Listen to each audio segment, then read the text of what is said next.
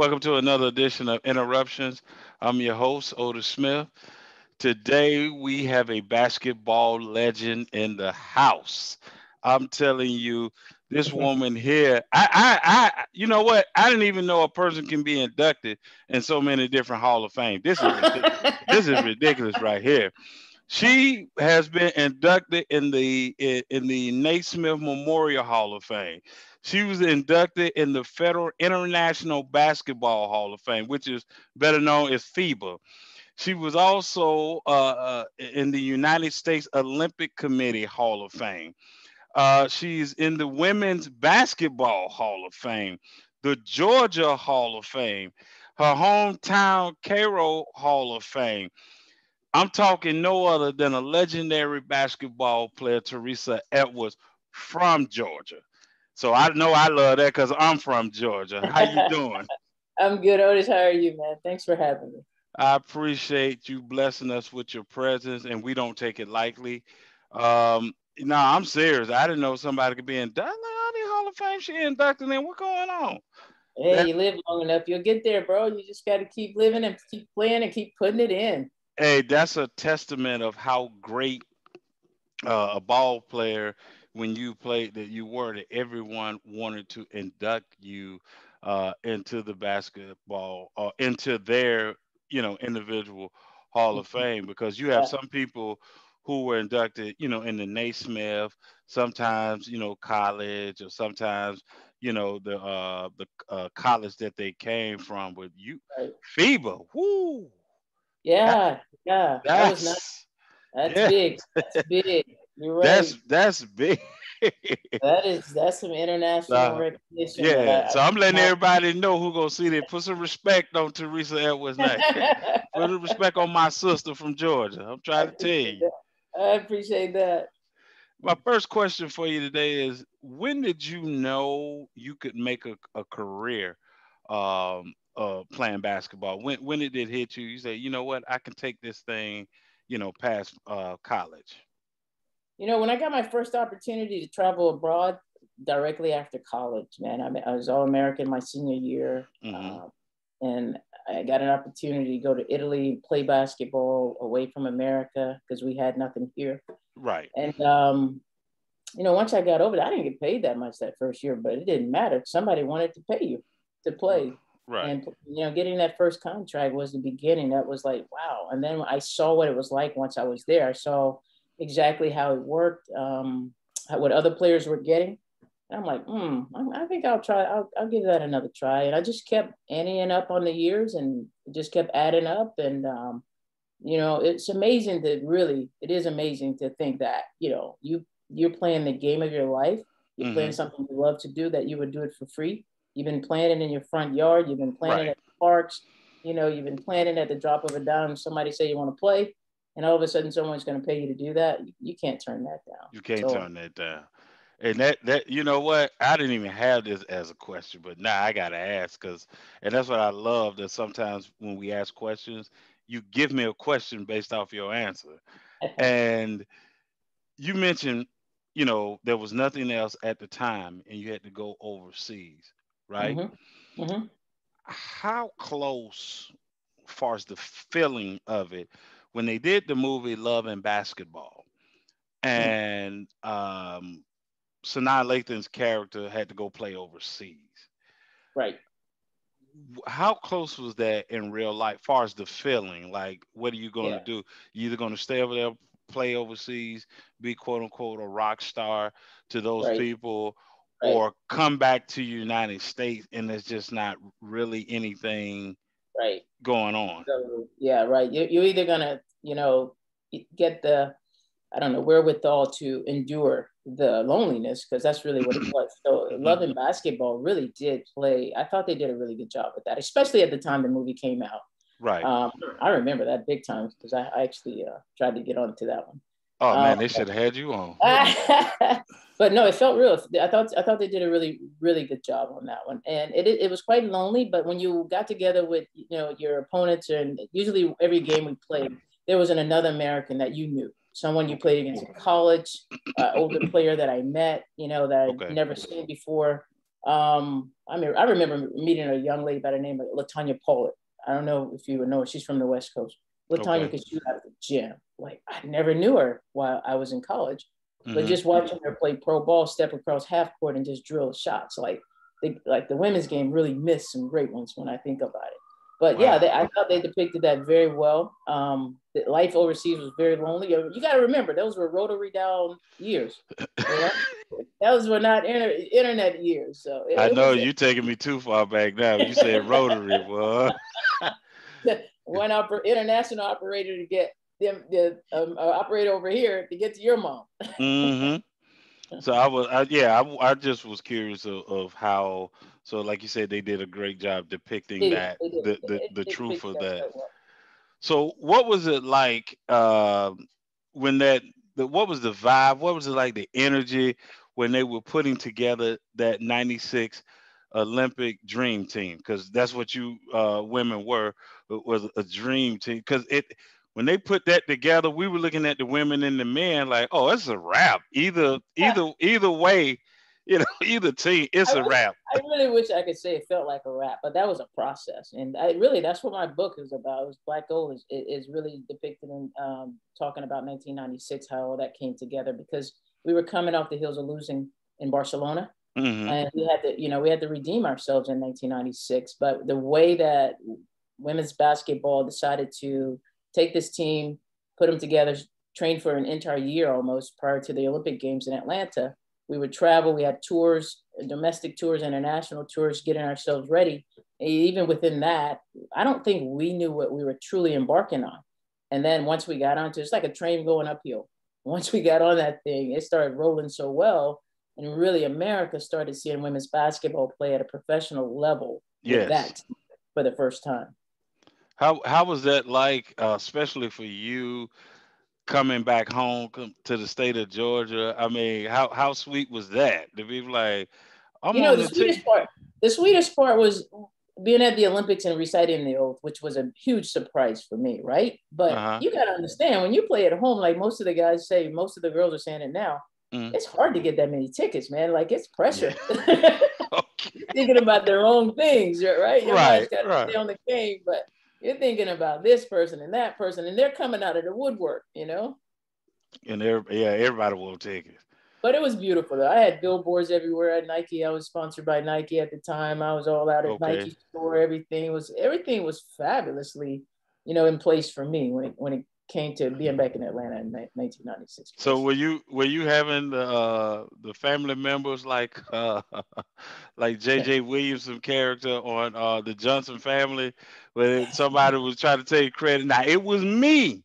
It was me who put the ball in your hand. Remember, it was uh, me who helped you uh, develop. Let me get some tickets. Let me. you know, I didn't at that time, but I used to when I was, what, I had people like that when I was in high school and college. In my family, they'd come home for family reunions. Yeah, uh, it was the same way.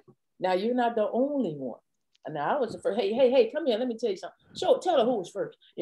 oh yeah, oh yeah. You know somebody. Yeah, Uh, you're not the only one in the You family know, that you you know your uncle. You know when you. I remember when you was a little girl. I remember I used to take you exactly. back out in the back, and Yep, you like, I don't remember that. But if you said you took me back, exactly, because you know you got to let them have their credit. You know you got to let them exactly. have. That's absolutely correct. You kind of segue to my next question, and you kind of mentioned a little bit, and the question was the were you guys just caught up in the moment, like seizing the moment for the Olympics, or did you guys kind of understand the importance of you guys delivering, playing, showing women's basketball on a professional level? I think we definitely understood the magnitude of what we were doing and what we were involved with. Okay. We were quite motivated, like I said earlier, to Hmm. recapture the goal for sure, right? That came Hmm. naturally. But everything behind it, as far as playing professional basketball, there were two leagues trying to come up at one time behind that. And we understood the importance of it. But more importantly, we understood that America truly hadn't seen women's basketball play at that level. I mean, we were blowing teams out, and we were making it look quite Yes. easy at that Yes, time. you guys were. We had a heck of a squad there, and me and Katrina McLean were the oldest one on the team. There was about everybody else would become first time Olympians. but they were great. Cheryl, Lisa, Yeah. Dawn. We Ruthie, even Ruthie Bolton was shooting the lights out of it. Yep. Jennifer Azy was doing her thing. Like everyone had a role. We knew our role too. So we were solid. We knew what we were doing. We knew it. We were, the momentum was carrying us. It was important to us, definitely very important to us that we finished the Olympics and had somewhere to land because it felt like we had put so much into it, but no one had really well thought out the plan for the players. Where were we going to go after all that? And that's what makes that Olympic team, to me, probably the most single-handed. Well, I don't want to say single-handed, but one of the most important teams in sports history Hmm. because a league came behind it. Right, right, Nobody else had a league to come behind them, right. after doing something so great. Because think about it, I mean, different sports, we know there's no profession for it for different Hmm. sports. Hmm. But like you said, it's like, where do we go from here? Are we going back overseas? And like you said, having to deal with the loneliness or whatever, or Right, would I stop playing and just coach or whatever? Like you said, you have all these different things in right. your head, and then boom, the dis, the the way you guys play and what you display, people were smart enough to say they need a league. They got next.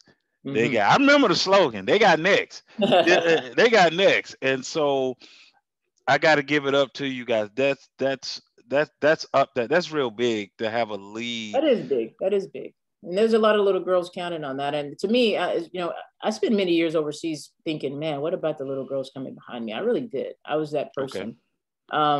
And I was that person also thinking, how can I, what can I actually do to help this process? I was willing to just start 3-on-3 tournaments with the best basketball players that was playing abroad. I was thinking of everything I can possibly think of. I was calling Teaspoon and any other player that I knew out of college that was playing abroad at the same time. I was like, what can we do? And we're always talking about it over wine after games, but it's time to get something done because we were young. We were in our prime. One of Sure. the things about women's basketball players after college, we actually continue to get better. And it's very evident that we grow into our bodies a little bit stronger and we're better and ready for kind of a lot more pounding because I got better playing overseas. Right. So my motivation was, I don't know, I was gullible enough to think that I could actually make it happen.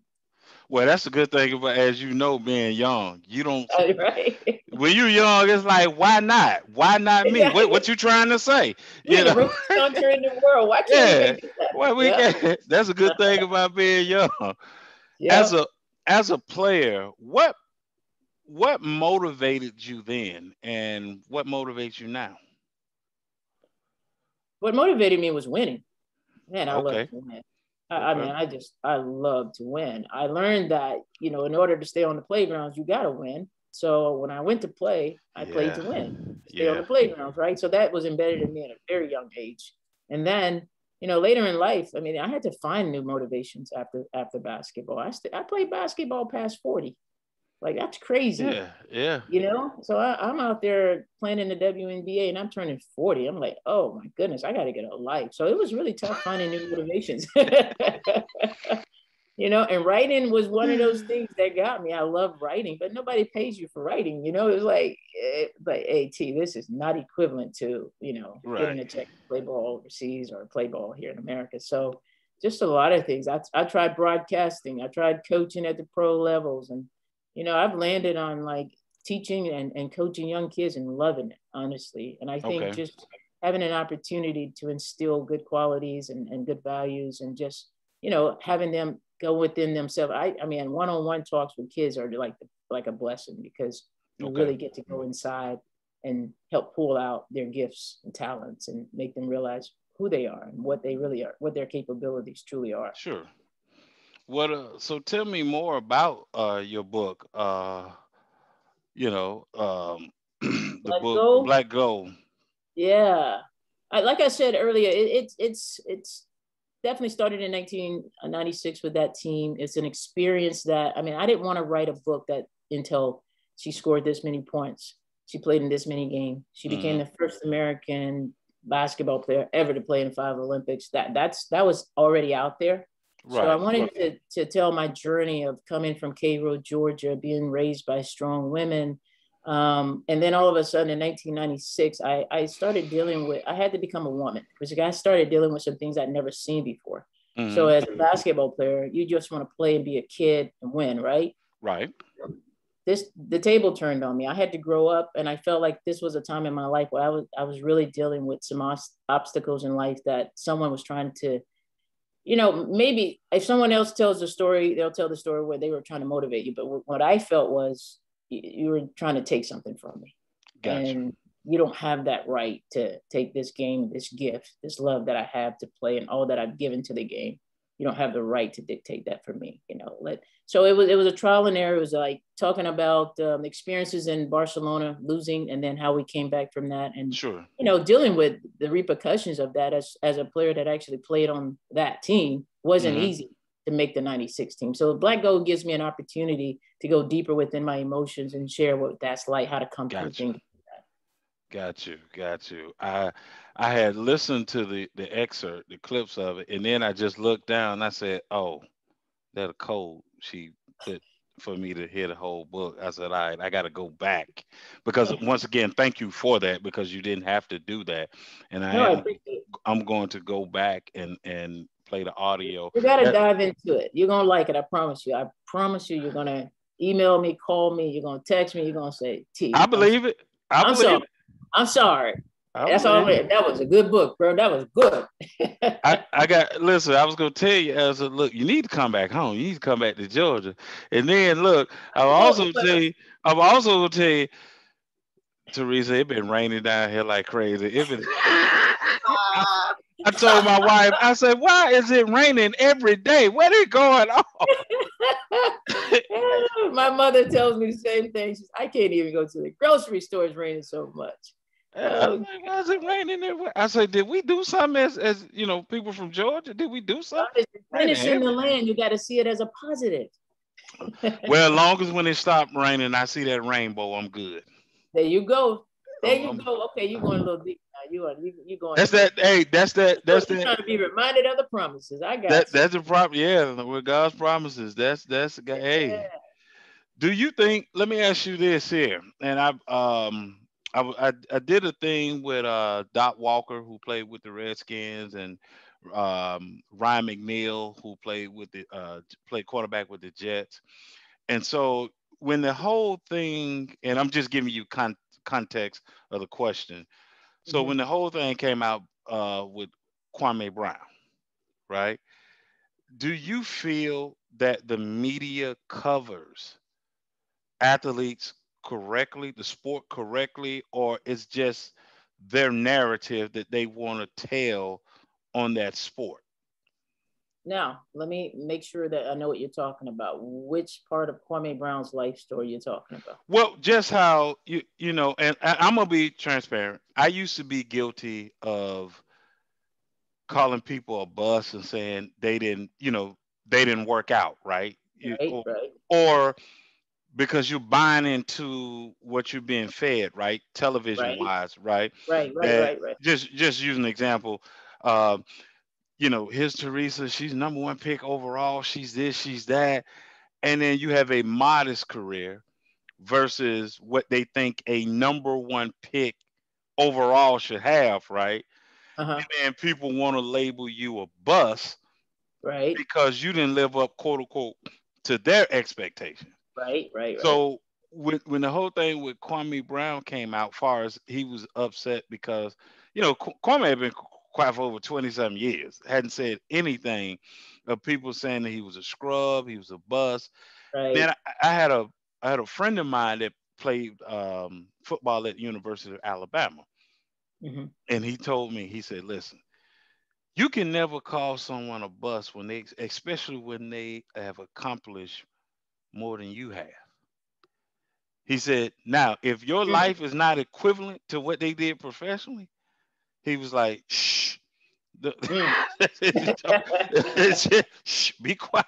So I'm asking, do you feel, because sometimes you see quote unquote sports analysts covering a sport, and they're laboring, I mean not laboring players, athletes, whatever the sport is, that this person is not this good, or this person is a bad player, because of some type of either narrative they're trying to paint, or because the expectation Right, right. that Well, people put, on. And I just think that, why can't you just tell the story right, of the game right. without, all this other See, stuff? that's the way I feel about women's basketball. We tell all kind of stories before we get to the actual action. But just to try to Right. answer your question, I mean, I do tend to agree, but I Hmm. think that the media has to have a place. So they had to create places for themselves, and they get over. I think they, go overboard, trying to find stories and angles that someone else haven't found on you, right? So Kwame's situation was hard on him. It's very hard because if you tell me I'm the number one pick, right? Right. But I got to meet your qualifications for that. I got to meet your standard of play for that. I got to put up so many of this or that and do Right. this or that. Then, yeah, that's wrong. Period. Giving each player an opportunity to kind of like develop into their potential, their best potential, is to me is a must, no matter what. If I came out of high school, if I came out of college, I should be given Right. an adjustment period, and that rookie season, that couple of 5 years, that first year, whatever the first years on the contract, Right. however many years they get so much money. Um, I mean, you have to give people ample time to grow, and then as a coach or an organization, do I fit? There's no need to destroy me. Do I fit in your program? Can I be usage for someone else? Those things should come into play as well. But we know it's a business, though, right? We as Right. athletes, it's a business. Everyone around us knows it's a business.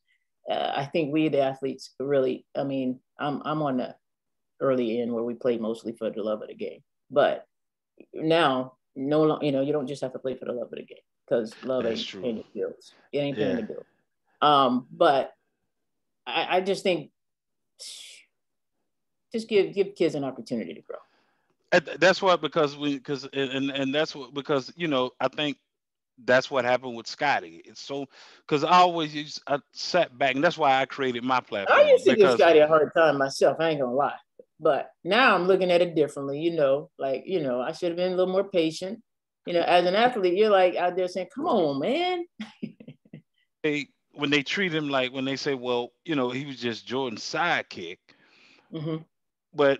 and then you come back and say, but everybody needs help. So either needed help, Right, got it, right, right, or right, got to make, you can't, you got to make up your mind. And so I do think, for the internet, where you can, athletes now, unlike when you were coming through, can kind of put out their message faster, because when you was coming through, if someone said something, now you got to call a press conference or a beat. You got to try to hope somebody see that, right? Where you can do it yourself now. yeah, you can. There's a lot of platforms out there. That's Yeah. a beautiful thing. So I just, like I said, just wanted to pick your brain regarding, far as the way athletes are being, covered and discovered. Because I always tell people, the reason I always had a heart for athletes, because you expecting somebody from 19, well, let's say 18, from 18 to 21 to 22, going professional. So it doesn't matter what sport, right around in there, they're playing professional. You expect them to really know what to do with money, fame. Oh no, they don't know. No, no, no. Yeah. And I was when you were that age, you always say, look, man, if I get $1 million, I'm gonna buy this, I'm gonna buy that. They get more than a million. They I mean, we all did that too, man. I'm gonna get right. this. I'm gonna get that. I'm gonna Yeah, get you're that. So right. you expected them to be mature as a 40-year-old at 20. So, and then you got people that's 40, and now they if they get that kind of money, because that's why they say most people that win the lottery end up broke, and because Oh you yeah, they because you waiting and don't know what spinning to and all do. those things. Yeah, you're right. Yeah, and You're right. all those things. It's funny to me because it's like we don't teach kids the financial, intelligence in school. Mhm. Like when you think about it, like as you go through high school, all the way from grade school to high school, you don't really get taught that. Not financially, not interest rate, not mortgages, not all these things that are really critical and important to our living. You know, whether you go to Yep. college, higher level learning or not, you should Mhm. have like a certain set of, I don't know, what do you call it? Just a certain sort of understandings about life. There's the simple things in life, right? Managing money. That's normal for everybody. We all have That's to do that, everybody, right? right? So I mean, now I sit back and think about it, but I didn't know either because mostly you're on survival mode where I Yeah. come from.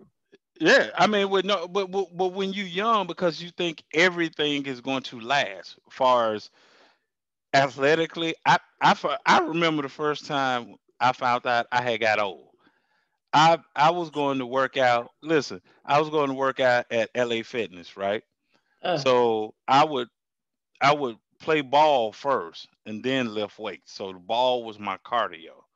So playing with guys in my age group, we play, a 3-on-3. Then, we go from there. So I'm feeling good at it. Teresa, and I got my legs back up under me. I can spin left, right. I'm like, all right, I'm good. Let's go. Let's run whole now. Teresa, you know you too old when you start volunteer to take the ball out. When you start like, I got it. You go ahead, you go on in. I got it. This you kid stayed was around. You this stayed around a kid little too long. this kid was like 18, 19 years old. I'm bumping him, giving the show, trying to make him really work for his shot. He getting it off, no problem. Just then Uh, he went by me because I always tell people, no, you'll never break my ankles because I dislocated my ankle by myself one time. So you're not gonna break my ankle. I just reach out and let you go by before oh my god! I try to back up and you cross me up. He went right by me and then dunked the ball. And Ooh, my wife was I got home and my wife was like, "What's wrong with you?" I said, "Ain't gonna never be the same. Ain't gonna never be." And then Teresa, check this out. The other part where I knew I got old, so you remember when you played and you're in your prime, you could just play, right? And right, then you could just say, "All right, game over," jump in your car and go, right? right. I'm in the car driving, thinking I'm having a heart attack. And what it was, I hadn't walked my heart rate back down. So I say, what is going on? So Oh god! I had to call my boy. He said, nah, man, nah. He said that with age we at, man. He said when you finish play, you gotta walk your heart rate back, dude. You can't just jump in the car because your heart is still racing. And I was like, you know what? You know what? This is a Oh shame. I say god! this is a shame. And so Yep. that I'm hoping and what I'm wishing for is that young athletes, male or female, doesn't matter, will reach out to players like you and not just get the wisdom of the game, right? But the business side Right, of it, right? right, And the right, other things that how to handle fame, how to because you can be broke and still be famous, but you can be right. broke though, Oh, and absolutely. and to grab that because I see too many of the same cycle keeps repeating. Uh huh. Person made X amount of dollars, millions of dollars, and then at the end of the day, and they through playing, they really don't have any money. It's like that's Right, crazy, right. So what is the most misconception about playing in the WNBA? Misconceptions. First of all, I guess the biggest one is about the money. You know, you're rich because you're on TV. I think people just automatically associate it. They shouldn't these days with the, as you mentioned earlier, the many platforms we have, social media, and all we have to, to make yourself famous. You can make yourself famous overnight, but they still feel that way. I think that that's one of the biggest misconceptions. Hmm. Everybody using that title is Hmm. something special. No, we're all hardworking. That's a job. Right. Most of the best of the players are going overseas, making bigger salaries in the off season of the WNBA. Although I must give credit, the salaries have gotten better for the WNBA players. Um, I don't know what it is. I've been out of the game a while now. Those are the top two I remember. No, but that's fine because I was shocked when I found out. how much the women were making in the WNBA, and I was like, "Hold up, this ridiculous." Because I was, but I will say this: I am thankful of when the women play Mm. because it allows, like you said, you can play in the WNBA, you can still be a sports analyst or a coach, right, Mm-hmm. or play Mm-hmm. overseas Right. You because can it's work. yeah, because of when the women play versus like men couldn't do that because basketball is played that same time, whereas Right. the women are playing in the summer, Right. so in the Right. fall.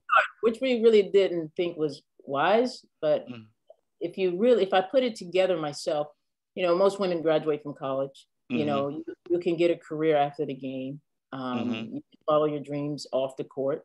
You Okay. can, and now so with the WNBA, the way it is in the summer, you have an opportunity actually to just walk away from the game already set into something because you've been working on it in the meantime. Right, right. But now that makes it very hard to stay in shape if you don't go overseas and play. I'll tell you that. Your basketball shape is a totally different. Ooh, Cause I play ooh. football in high school as well, and you would leave football, you go to the basket, thinking you in shape. You just played a whole football, thinking you in shape. Then you get on, the basketball court. You not in shape. Hey, yo, I've seen many of you come in the gym, football players, thinking you're gonna run up and down the court with us like that. Are you crazy? We like take that as an insult. Look, you good. I'm gonna tell you, you good for like the first 5-10 minutes, right? Yep, yep. And then while I'm trying to guard you, and you looking at me like, yeah, hands down. Yeah, he had all that bravado earlier. Yeah, he was talking and everything. Now, Hey, now, physical. yeah, I can't even talk now. I gotta concentrate because I'm tired. So it's true. It's very true. And then I remember one time my track coach wanted me to come out. He wanted. I said, nah, that's a whole nother. No, Oh no, no, no, no. that's a whole nother getting in shape. Because even Yeah, if you yeah. They think try you to talk me into that too in college. Track and basketball. So, no, no, no. no, y'all run all the time. Okay, only one person get to touch that tape. No, that's too much work. what what or who encourages you? My mother is very good Okay, motivation for me. Always have been. okay. She's very humble. She doesn't require much, but she just asks a lot of her kids to be good people. And just coming from humble beginnings with her, and always wanting to be my best for her, provide for her. I'm always motivated by her. To do good things in the world. So that makes you smile when Yeah, you're able to see your mother smiling at you.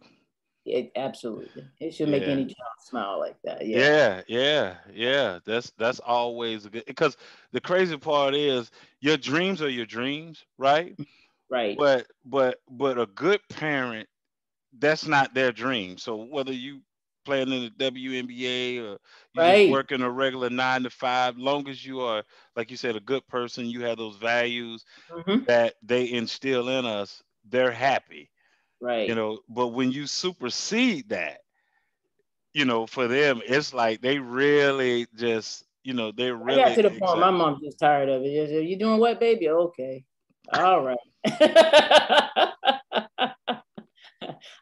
My mother said to me one day, I ain't got to go to that one, right? Okay, mama, I don't need to be for that. So tell me about this event here. Oh, yeah. She was at that one. Naismith, man, that's it. That's a big one. That's a big one. How was that? How did that make you feel? What was that like for you? I didn't. You don't know when you're standing up there, and when you get there, you go through so much. So they give you so much. You're moving all the time. You're seeing all these great players that have gone. Hanging up on the wall at Naismith, um, at the Memorial Hall of Fame there, and then you're seeing them walk around like it's nothing. Like they're all best of buddies, and just to become a part of that group. To hang out with Lenny every time I go, or to hang out, sit with the Bill Russell, to just be next to them, to Right. just, my man, oh, he's gonna kill me, but anyway, just to hang out and talk. Mm-hmm. Laugh and talk, man. I listen to these cats tell so many stories, and then look forward to the next woman coming behind. Just having an opportunity for Charles Barkley to stand with me, for Ann Myers to stand with me. Like, these people are iconic to us, for me. And then they're special, and then they're human because you're there with them, and they're treating you the same. So it's probably the biggest club you ever want to be a part of. When I saw that, when you were being inducted, and like you said, you had Charles there, and I tell people all the time, especially the newer generation, I say, you know what, you guys really don't know how good Charles was. Y'all Oh, really, y'all really don't have a clue. true. I said, and I'm gonna say this on tape, and because you played, so you'll kind of know where I'm going with it. I always say Charles Barkley was the best power forward. I never give that to Tim Duncan because I grew up in an era like you. You 6'11", 7 feet, man. You a center. Don't come Right, with right, that. right. Don't come with that. You are a center. I don't care what they. Get You and I inside. You both. don't want to bang. Right. You and I both know the era we came from, boy. If you don't get down in that paint and play, I want to hear nothing about. He was a five at Wake Forest, you know, Oh and God. I put Tim more as a center, so that's why I said that. But Yeah. people don't understand that Charles was listed at 6'8", but Charles is like 6'4". So actually, Charles is a guard, Uh-huh. but the heavy size, Power. that it power, and he was he was he was cooking cats that were taller than him. Right. And he's smart. I don't think Charles get enough credit for having a great IQ for the game. I really don't. Charles was very smart. Now I remember him from college.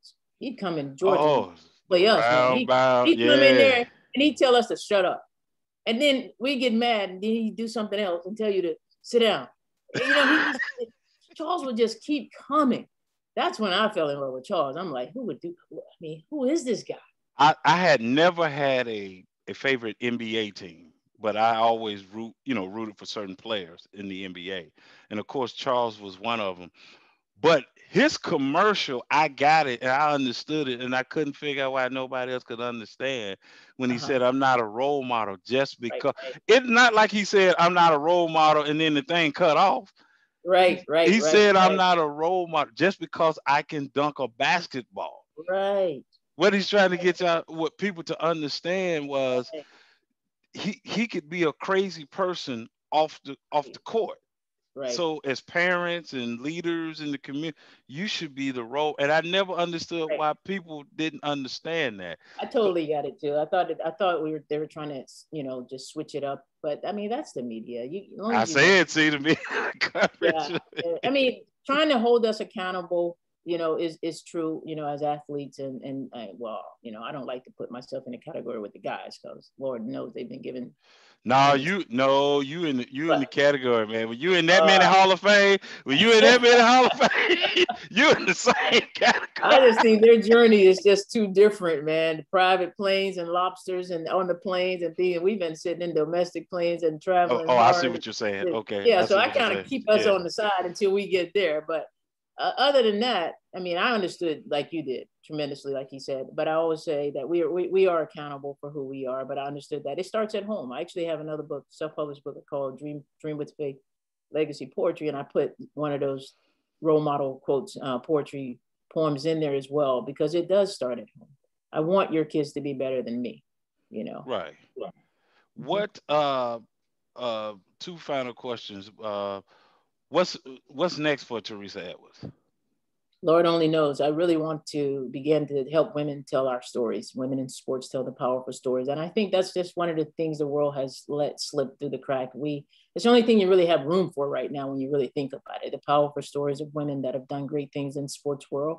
I think our stories need to be told, and I think we need platforms to truly tell them on not just books or in Mm-hmm. things of that nature. Although I'm very happy to have my Audible with Amazon, but on the big screen. I think there's more for us to do in the world and more things, more great things to come that we can do. And I just, just keep growing and doing what I do. Stay connected to humanity with kids, with good Right. people. I'm trying to do good things. I'm trying to, find a lake house and retire one day and just chill too, you know? Well, I was about to throw a suggestion out, but then when I thought about it, no, I was going to say, Lanier Island, but then I was like, nah, too many people be drowning over there. No, no, no, no, not Yeah, over yeah, Lanier. yeah, yeah. No, You'd no, have to walk. don't You worry. had to I'm not. walk around. I don't even want nobody to know where I am, man. I just want to chill. I don't walk around with all the other old people and just Look, chill. I was gonna say Montana, but it looked like all the celebrities going to Montana.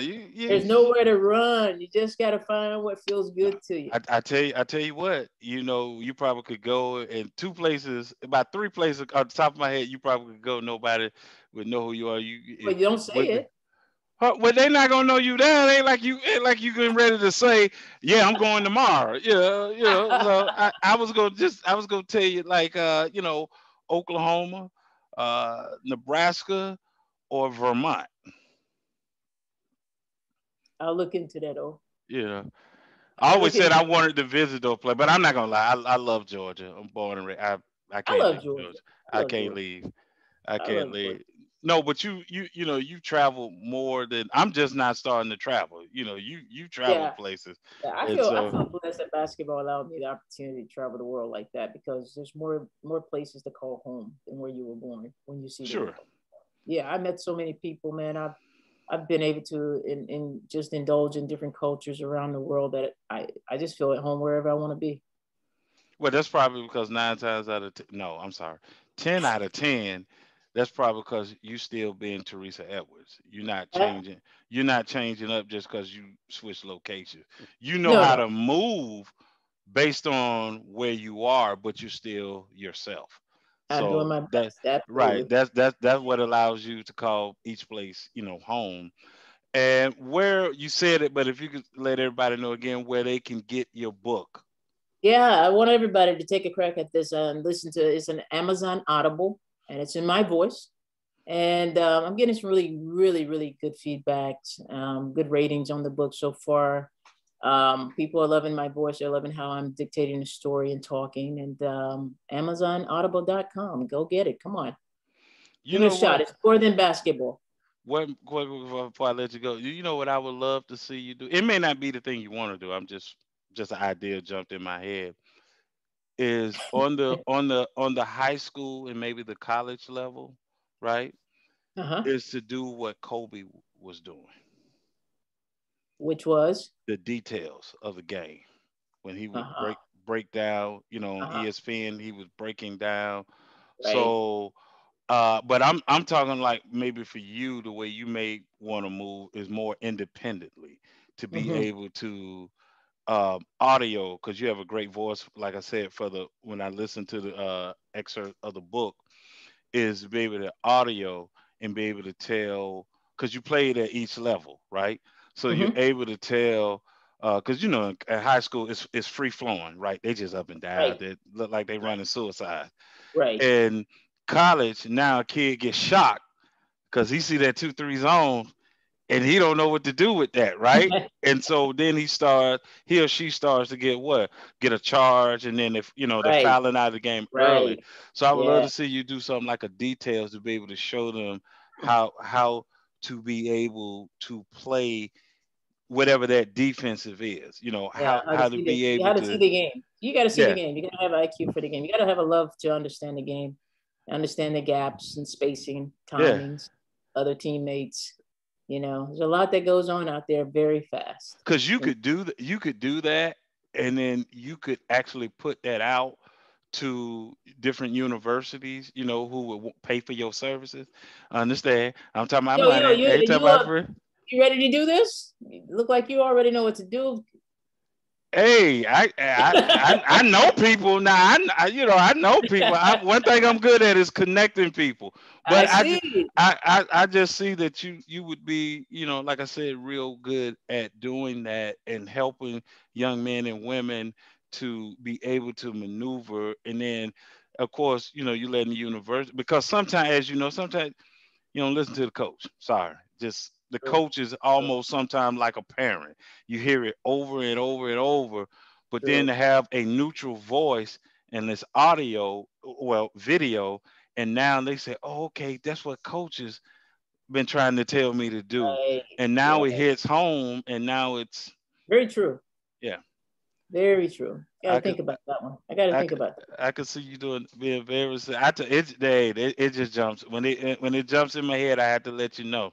I But I appreciate it. I appreciate you coming on the show and blessing us with your presence. Like I said, I would love to have you back on the show and maybe get you with another Hall of Famer that you probably gonna see when you guys get together, Sidney Moncrief.